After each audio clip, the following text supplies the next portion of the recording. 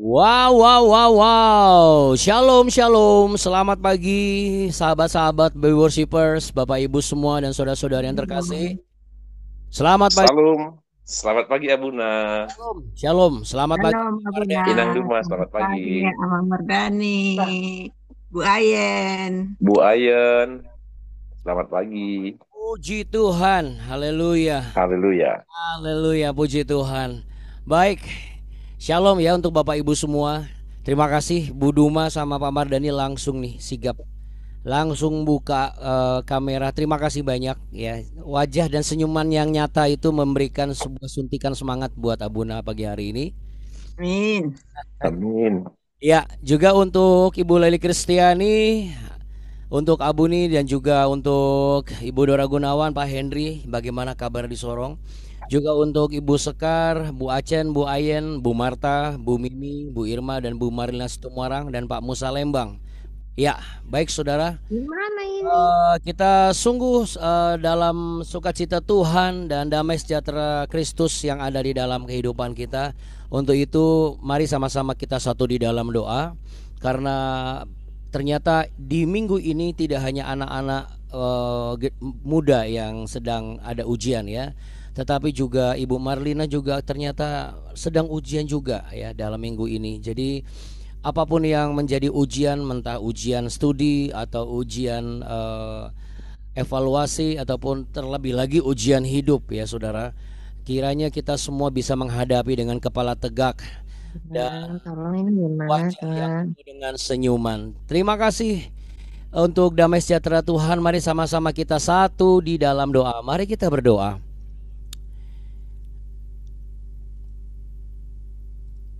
Segala puji syukur, hormat, kemuliaan hanya bagi nama-Mu Tuhan Allah kami Yesus Kristus, yang memberikan kepada kami keselamatan dan juga teladan yang sempurna.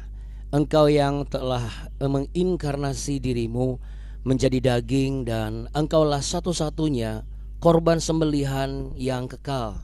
Darah-Mu kekal, kasih-Mu kekal, damai sejahtera-Mu kekal, dan apa yang daripadamu itu membawa kami kepada kekekalan yang sejati. Sementara kami hidup di muka bumi ini, Engkau memberikan kepada kami kemampuan dan kekuatan.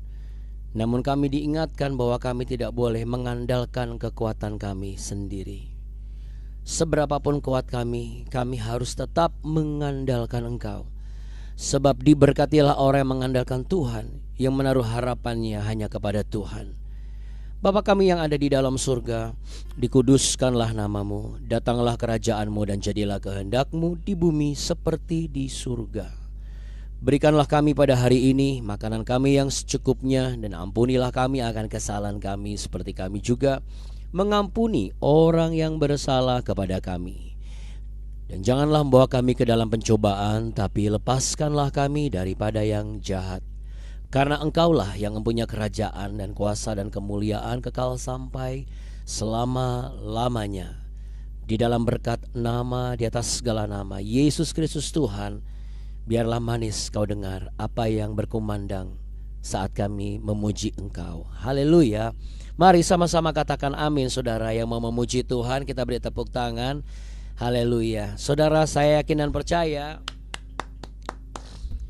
ya, saya yakin dan percaya saudara, kalau saudara biasa ikut BW, lalu ketika saudara nanti pergi, katakanlah pergi wisata ataupun baik wisata reguler maupun wisata rohani, lihat deh bagaimana saudara nanti terbentuk kebiasaan untuk selalu memuji Tuhan. Saudara akan humming, saudara akan bergumam, saudara akan tiba-tiba mulut lidah saudara itu bersenandung, dan itu akan membuat orang di sebelah saudara langsung ngeh bahwa oh, di sebelah saya nih kayaknya lagi nyanyi nih.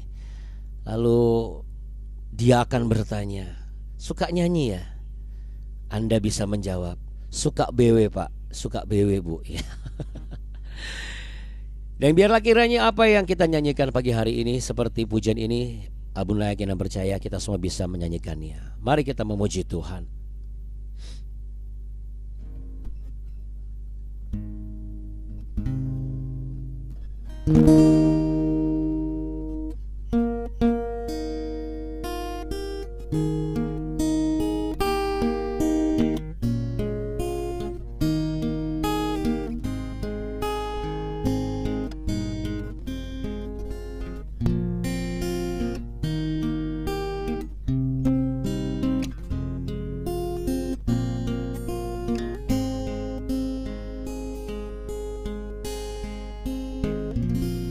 Ya Tuhanku, aku hendak bernyanyi bagimu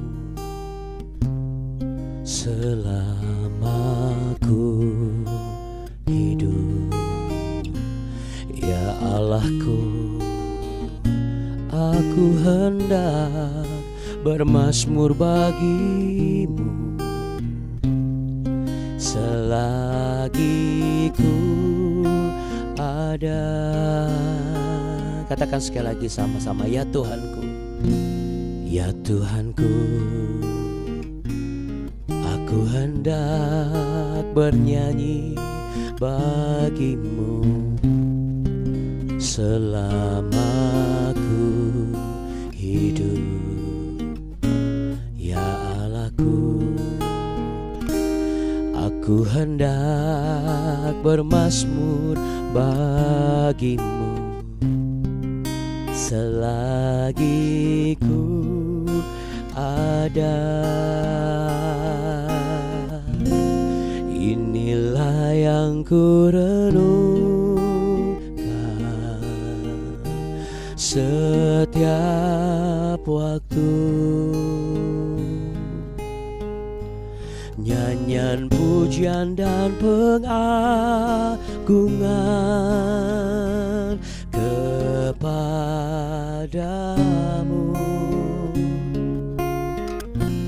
Biarlah manis kau dengar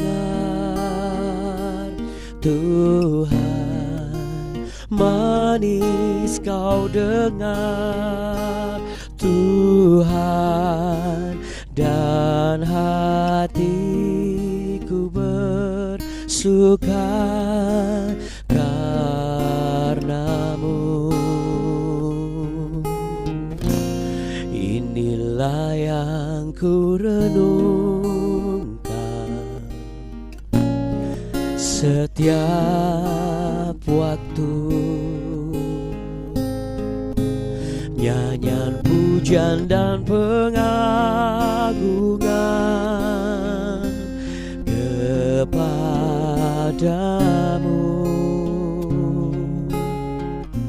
Biarlah manis kau dengar Tuhan, manis kau dengar Tuhan, dan hatiku bersuka karenamu.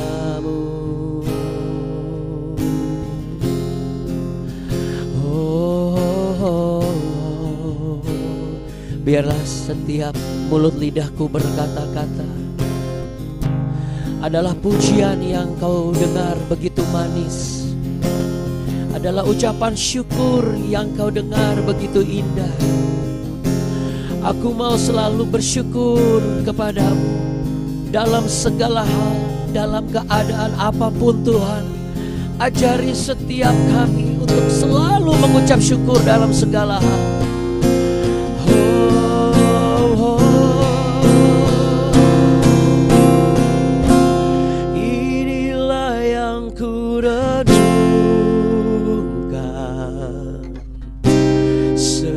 Setiap waktu, nyanyian pujian dan pengagungan kepadamu. Biarlah manis kau dengar Tuhan, manis kau dengar Tuhan, dan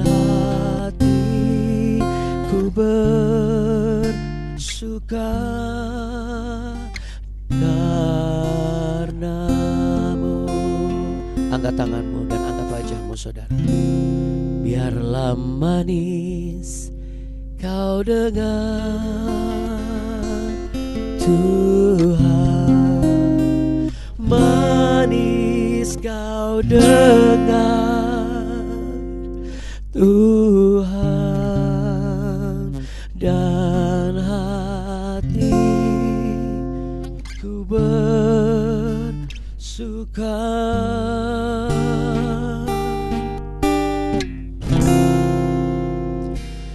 karenamu.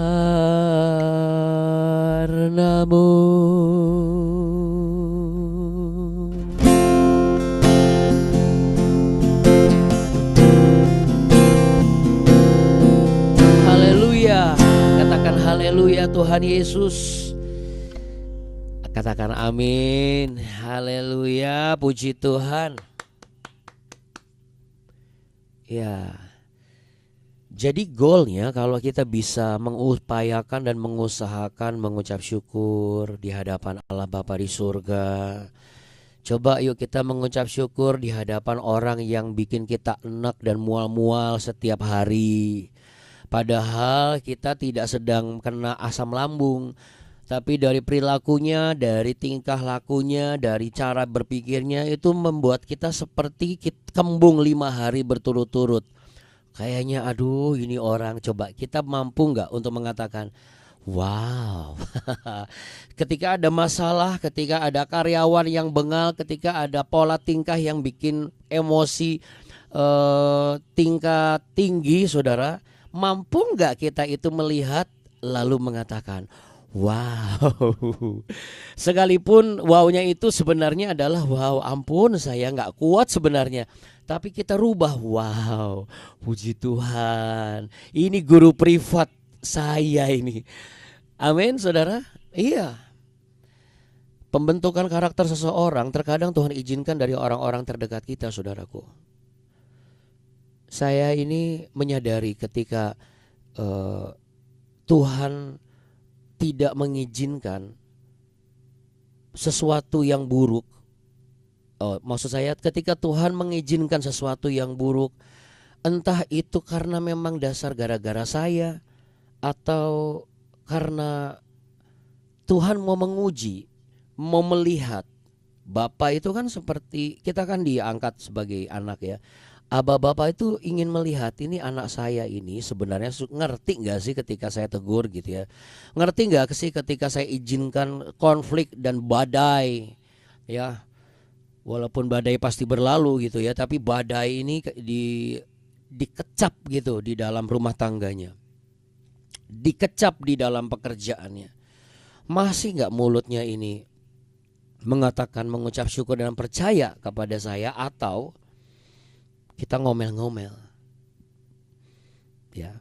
Dan puji Tuhan saudara, gak gampang, serius gak gampang.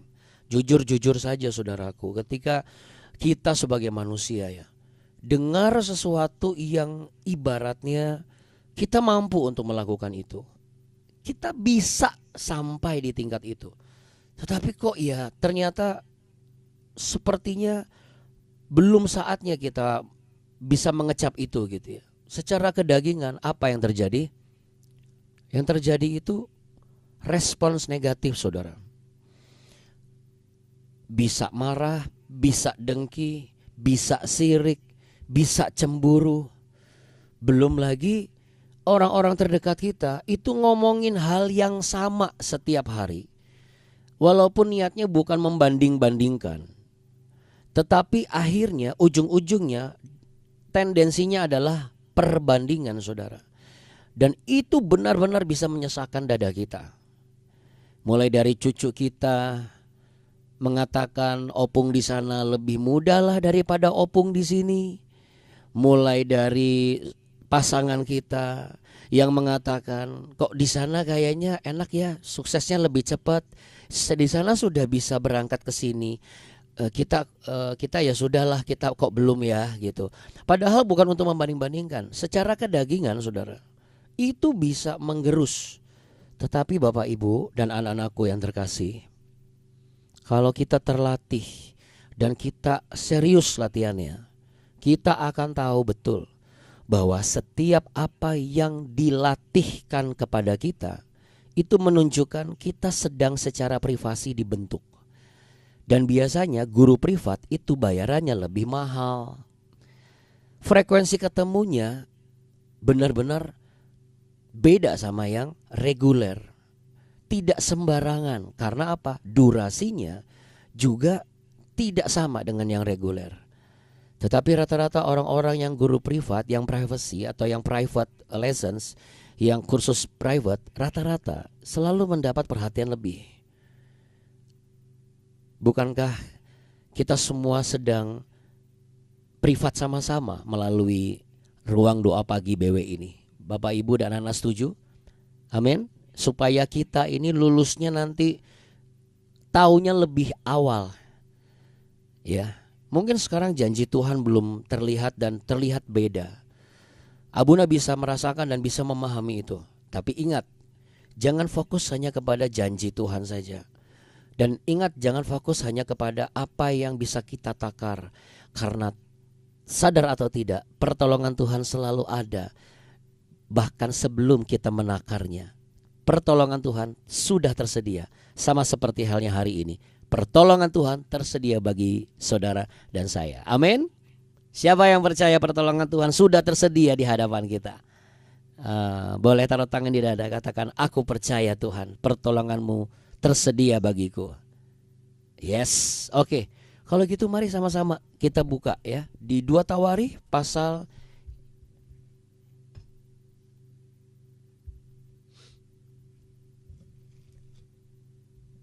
2 Tawarikh pasal yang ke-34.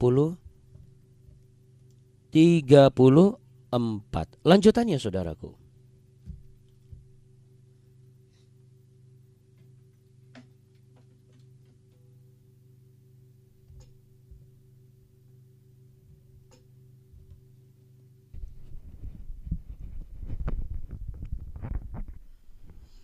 Iya. Mari kita sama-sama mulai baca di ayat yang mulai dari ayat yang ke-29 ya, kita akan lanjut ya. Sesudah itu raja menyuruh orang mengumpulkan semua tua-tua Yehuda dan Yerusalem. Kemudian pergilah raja ke rumah Tuhan bersama-sama semua orang Yehuda dan penduduk Yerusalem, para imam, orang-orang Lewi dan seluruh orang awam, baik yang besar maupun yang kecil, yang masih kecil. Dengan didengar mereka, ia membacakan segala perkataan dari kitab perjanjian yang ditemukan di rumah Tuhan itu. Sesudah itu berdirilah raja pada tempatnya dan diikatnyalah perjanjian di hadapan Tuhan untuk hidup dengan mengikuti Tuhan dan tetap menuruti perintah-perintahnya, peraturan-peraturannya dan ketetapan-ketetapannya dengan segenap hatinya dan dengan segenap jiwanya, dan untuk melakukan perkataan perjanjian yang tertulis dalam kitab itu. Ia menyuruh semua orang yang berada di Yerusalem dan Benyamin ikut serta dalam perjanjian itu, dan penduduk Yerusalem berbuat menurut perjanjian Allah, yakni Allah nenek moyang mereka. Yosya menjauhkan segala dewa kekejian dari semua daerah orang Israel dan menyuruh semua orang yang ada di Israel beribadah kepada Tuhan Allah mereka. Maka sepanjang hidup Yosya mereka tidak menyimpang mengikuti Tuhan Allah nenek moyang mereka. Katakan amin, saudara. Kalau kita mulai dari ayat yang ke-33, ini adalah kerinduan setiap orang tua. Siapa sih orang tua yang gak mau supaya seisi keluarganya itu hidup tidak menyimpang, ya? Apalagi selama kita masih diberikan kesempatan hidup bersama. Satu atap ibaratnya, satu ranjang pengantin ibaratnya. Lalu kemudian apalagi? Satu perusahaan, satu alma mater, lalu apalagi? Satu organisasi. Kita pasti merindukan orang-orang di sekitar kita ini orang-orang yang teredukasi dengan baik, diberikan nasihat langsung ngerti dan diingat dan tidak melakukan lagi. Ya, ini semua ini kerinduan setiap pemimpin. Ketika ada hal-hal yang menyimpang, lalu kemudian kita memberi teguran, dan teguran itu membuat mereka bertobat. Sehingga mereka tahu betul, bukan hanya karena mereka tahu kalau kita murka itu seperti apa, tetapi mereka jauh lebih tahu bahwa apa yang dilakukan oleh mereka itu tidak tepat dan salah. Ya, Kalau kita bicara mengenai level pribadi, saudara, berarti tidak akan ada kegerakan yang namanya mengumpulkan secara kolektif. Ya, semuanya hanya personal-personal saja gitu. Semuanya hanya individu saja gitu. Perlu diingat bahwa menjadi orang Kristen yang tidak boleh salah satu dari sekian banyak hal adalah individualis. Jangan pernah kita menjadi orang Kristen yang bangga dengan kehebatan dan juga kemampuan kita untuk melakukan tindakan-tindakan spiritual, entah itu ritual dalam puasa ataupun doa ataupun pelayanan di luar ataupun hal-hal lainnya. Akan tetapi kita tidak pernah sedikit pun mau berbagi. Contoh, apa yang dilakukan oleh Yosia ini sebenarnya adalah pesan penting bahwa kepemimpinan Allah dalam kehidupan kita secara pribadi juga harus berdampak kepada orang-orang di sekitar kita. Itu sebabnya kalau kita bicara mengenai keluarga, mau tidak mau kita memang harus terus mengajak orang-orang di sekitar kita untuk terlibat dalam mesbah doa keluarga. Memang pertobatan tidak akan terjadi secara kolektif. Tetapi nanti pertobatan sejati itulah yang akan membuat sebuah perubahan kolektif. Pertobatannya mungkin pribadi, tetapi perubahannya itu secara kolektif. Pertobatannya mungkin hanya bosnya saja, atau hanya Anda yang dipimpin oleh bos Anda. Tetapi perubahannya itu sifatnya itu masif. Siapa yang rindu ini terjadi dalam kehidupan kita? Saya rindu, saudara. Bapak Ibu masih bersama dengan saya? Boleh lambaikan tangan? Kasih senyum dulu dong.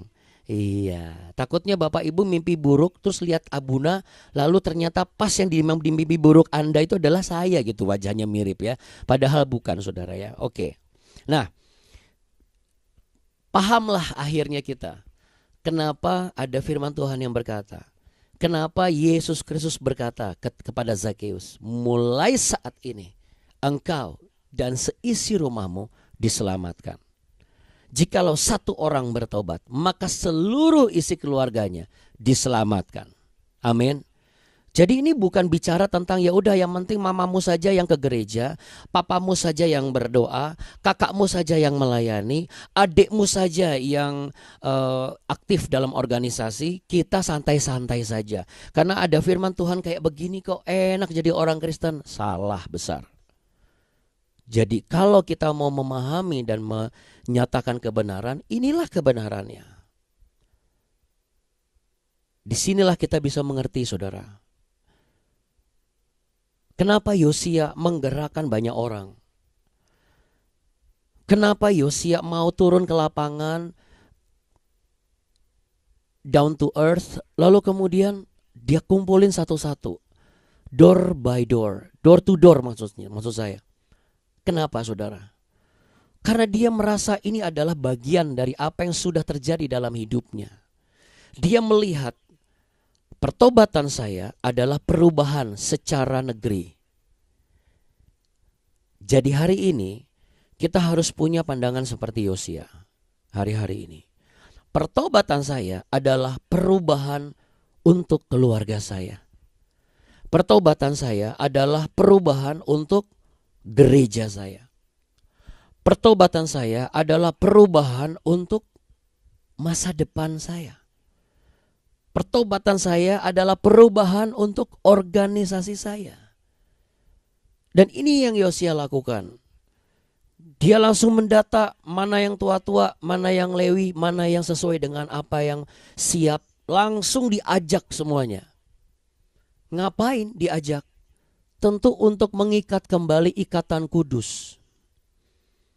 Karena di balik ikatan kudus atau yang disebut sebagai perjanjian, di mana kurang lebih 280 kali di dalam perjanjian lama itu tertulis frase perjanjian atau bahasa Ibrani-nya adalah berit. Katakan berit. Iya. Berit ini bukan benar-benar irit, saudara, tetapi berit ini artinya ikatan perjanjian kudus dengan Allah. ya, ikatan perjanjian, ya, yang sifatnya mengikat, saudara. Di mana dalam ikatan ini mengandung unsur tuntutan kesetiaan, kasih dan ketaatan. Apa saudara? Kesetiaan, kasih dan ketaatan. Berapa kali tadi saya bilang? Kurang lebih berapa kali? 280 kali di perjanjian lama. Kalau ada yang bertanya, masa sih 280 kali? Silakan saudara bersama dengan yang bertanya, Anda cari sendiri. Apakah benar 280 kali? Kalau Abuna sih ya kurang lebih seperti itu gitu ya. Ngapain kita mengikat perjanjian lagi? Dengan sikap berdiri, saudara. Di ayat yang ke-31, itu yang menjadi kata kunci hari ini. Kayak anak-anak kalau misalnya mereka nggak siap untuk ujian, bagaimana mereka siap untuk memperjuangkan masa depan? Di ayat yang ke-31 ada kata berdirilah raja pada tempatnya dan diikatnyalah perjanjian di hadapan Tuhan untuk hidup dengan mengikuti Tuhan dan tetap menuruti perintah-perintahnya, peraturan-peraturannya dan ketetapan-ketetapannya dengan segenap hatinya dan dengan segenap jiwanya, dan untuk melakukan perkataan perjanjian yang tertulis dalam kitab itu. Saudaraku yang terkasih, ada perjanjian, lalu ada apa? Berdiri. Berdiri itu bahasa Ibraninya disebut amad. Ya, amad. Saudara, amad ini bicara mengenai unsur kata kerja pasif. Sekalipun dia belum bergerak, tetapi menunjukkan sebuah kesiapan. Jadi ibaratnya sekalipun Anda belum mulai bekerja, tetapi Anda sudah dipersiapkan untuk bekerja. Sekalipun Anda belum diberkati, Anda itu sudah dalam kesiapan untuk diberkati. Siapa yang rindu bahwa kita belum diberkati, kita ternyata sudah punya posisi siap diberkati nih? Wah, siapa yang rindu? Iya, waduh, kalau kata berkat ya memang bikin mata terang benderang, saudara ya. Iya, tapi memang ini yang harus terjadi. Ini adalah sebuah bukti bahwa ketika kita memikirkan satu frase, satu kata yang kita percaya, itu mengubah semua yang ada di dalam tubuh kita. Ini yang saya katakan. Secara personal kita mau memikirkan satu kata diberkati. Wah, saya juga mau nih, belum siap diberkati, sudah diberkati duluan. Dan akhirnya apa? Itu langsung bereaksi secara berantai. Nah, saudara, ini yang saya maksud. Reaksi berantai yang ini yang harus ada di dalam kehidupan kita hari-hari ini. Dimana kalau kita bicara mengenai amad berdiri tadi, itu kesiapan, keteguhan, komitmen. Bukan cuma di hadapan Allah secara pribadi, tetapi juga di hadapan orang-orang di sekitar kita. Tapi Abuna, bagaimana jika orang-orang di sekitar saya bukan orang-orang percaya? Yang Alkitab katakan adalah golongan orang-orang fasik. Coba kita langsung studi banding saja. Dalam kajian di Mazmur pasal yang ke-1, ini salah satu Mazmur yang menjadi dasar pengajaran saya kepada anak-anak. Saya masih ingat, saya ketika bangun mesbah keluarga, dulu sering banget kita baca Mazmur 1, ya. Anak-anak bertahun-tahun ya, selain Mazmur 5 di pagi hari, Mazmur 4 di malam hari. Nah, Mazmur 1 ayat yang kelima, sebab itu orang fasik tidak akan tahan dalam penghakiman, begitu pula orang berdosa dalam perkumpulan orang benar. Ada kata tidak tahan di situ, maksudnya apa? Nggak bisa diem gitu, salah tingkah. Dan ini reaksi yang bagus, saudara. Kalau orang fasik itu tidak salah tingkah, berarti dia memang mau binasa. Tetapi kalau orang fasik itu salah kaprah, salah tingkah, ibaratnya kalau Abuni Kartika bilang, itu pola tingkahnya seperti ulet sagu, saudara. Nah, ulet sagu, kalau Anda coba lihat ulet sagu itu kan ulet yang gerakannya begini-begini terus gitu loh. Ya, artinya nggak bisa diem gitu saudara. Bukan cacing kena abu, beda lagi. Kalau itu panik, cacing kena abu. Kalau ini ulat sagu, gerak posisinya tuh diam gitu, tapi dalamnya tuh goyang-goyang gitu. Nah saudaraku, sebenarnya itu reaksi yang bagus. Karena apa? Sebenarnya di alam bawah sadar dia itu dia tahu, wah ini saya akan masuk neraka nih, saya binasa nih kalau saya terusin ini. Tetapi sayangnya dia belum mau untuk membuahi dengan sebuah keputusan berubah melalui pertobatan. Sama kayak anak-anak juga gitu.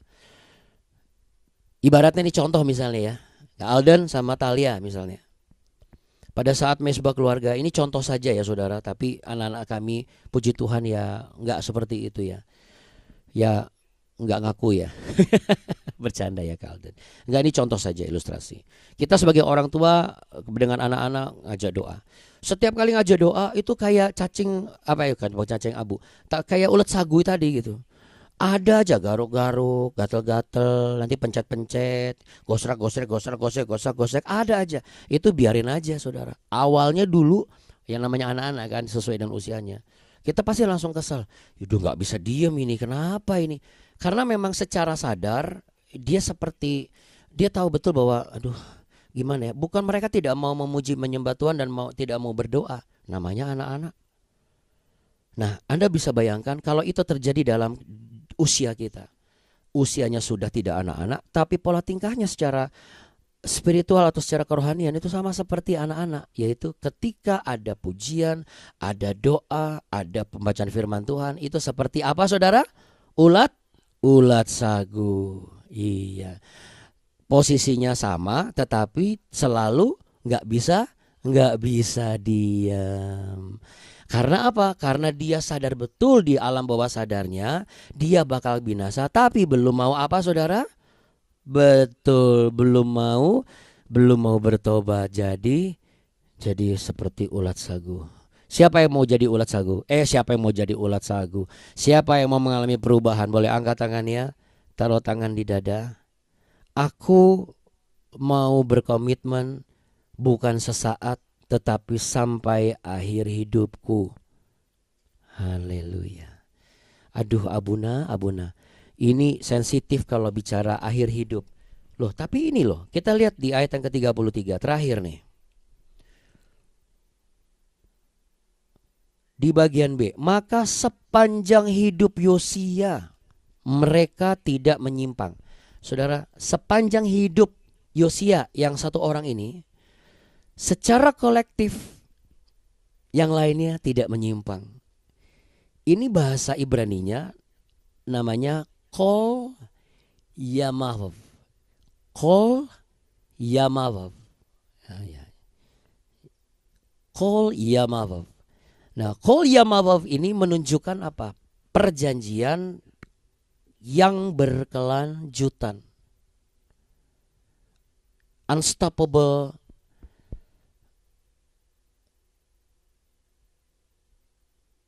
unstoppable movement ya, unstoppable promise, unstoppable worship, unstoppable praise, unstoppable effort. Kalau ini ada, kita sadari, saya sangat yakin benarlah adanya ketika firman Tuhan berkata, sesungguhnya diberkatilah sesungguhnya Tuhan memberkati orang-orang pada saat ia tidur. Karena kalau kita membangun usaha kita sia-sia kalau bukan dengan tangan Tuhan yang menjaga. Pengawal kota berjaga-jaga sia-sia. Saudaraku, bagaimana dengan saudara dan saya hari-hari ini?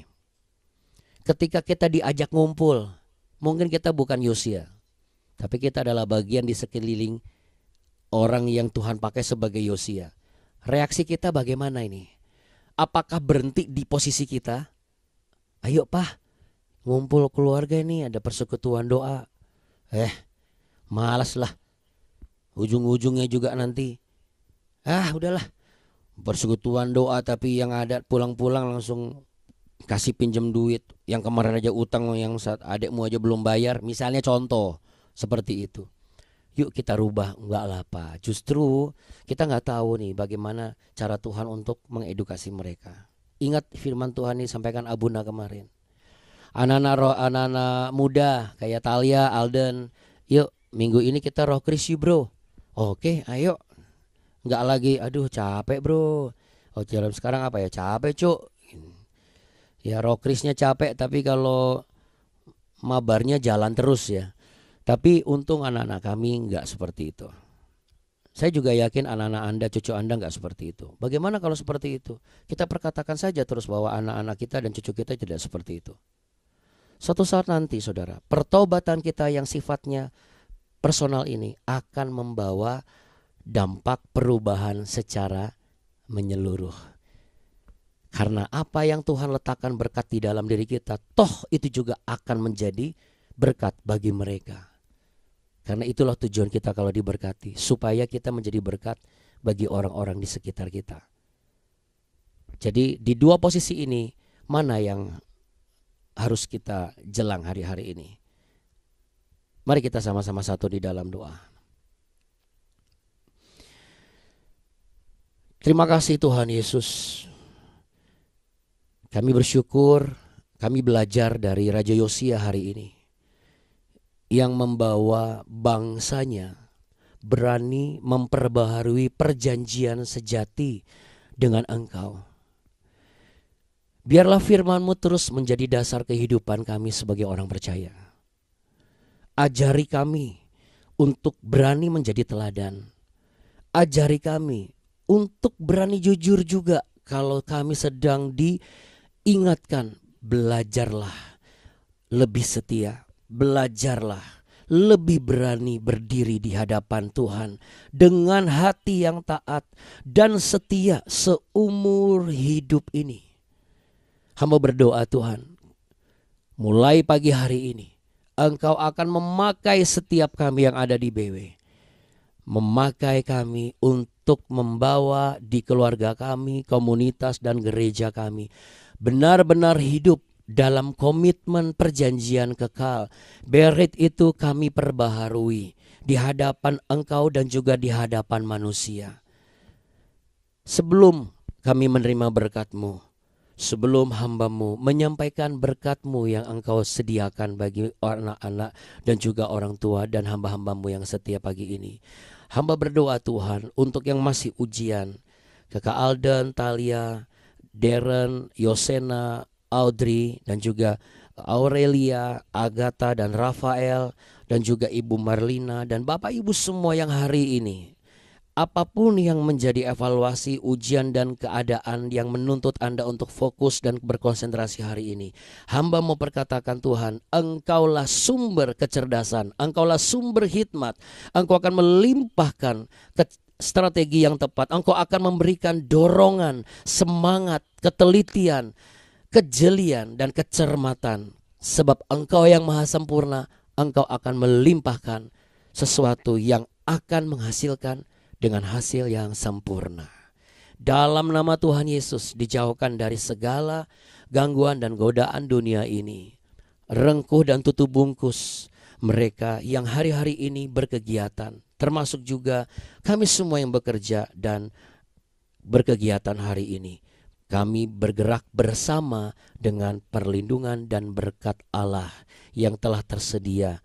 Jauh lebih sebelum kami meminta dan menengadahkan tangan, itu sudah ada di atas kepala kami. Dan kami siap menerima berkat-Mu. Siapkah saudara menerima berkat Tuhan? Siapkah engkau untuk menikmati berkat Tuhan dan menjadi berkat bagi banyak orang? Terimalah berkat damai sejahtera cinta kasih Allah yang memang telah tersedia untukmu setiap pagi. Sebab janjinya ya dan amin bagi engkau yang mencari dahulu kerajaan Allah dan kebenarannya. Maka berkat-berkat ini yang ditambahkan kepadamu engkau terima. Tuhan memberkati engkau dan melindungi engkau. Tuhan menyinari engkau dengan wajahnya dan memberi engkau kasih karunia. Tuhan menghadapkan wajahnya kepadamu untuk memberimu damai sejahtera, kesiapan menghadapi setiap persoalan dan ujian hari ini, dan memperbaharui apa yang harus diperbaharui agar pertobatan kita secara pribadi membawa perubahan yang nyata bagi semua orang yang ada di sekeliling kita. Berkat Allah menyertai saudara dan saya. Sama-sama katakan amin. Yang percaya dan mengerti boleh kita beri tepuk tangan meriah sama-sama. Katakan kita punya Tuhan yang baik. Ayo Yang sama-sama. baik, Boleh Tuhan yang Yang baik, Baik, sangat baik. sangat sangat baik, baik, amat baik, amat baik, selalu baik, selamanya baik. Siapa saudara? Yesus Kristus. Yesus Kristus Tuhan. Haleluya. Kita beri tepuk tangan. Sampai jumpa besok. Jangan apa Bapak Ibu dan anak-anakku? kasih Jangan dong. kasih kendor. Yes. Kasih Abun. Terima kasih ya Bun. Terima kasih ya Buna. Terima Terima kasih ya kasih. Buni. Terima kasih Bapak Ibu semua. Tuhan Yesus memberkati kita. Iya, Bapak dan Ibu. kasih Abuna, Abuni, bapak-bapak, ibu-ibu. Salam Mimi. Tuhan Yesus berkatin. Amin. Amin. Amin. Amin. Puji Tuhan. Baik Bapak Ibu sekalian terkasih, supaya kita tidak terbawa arus senyum-senyum, sipu-sipu malu. Jadi lebih baik kita sama-sama katakan sukses hari ini, siap untuk besok. 1, 2, 3. Sukses hari ini, Sukses hari siap ini, untuk besok. Siap-siap untuk besok. Oke, Bu Yani terima kasih banyak. Bapak Ibu semua terima kasih banyak. Tuhan Yesus memberkati. Dah. Bye. Bye. Kasih ya Bunda. Sama-sama Ibu, Tuhan berkati selalu juga. Haleluya, puji Tuhan. Ya, terima kasih ya Bunda.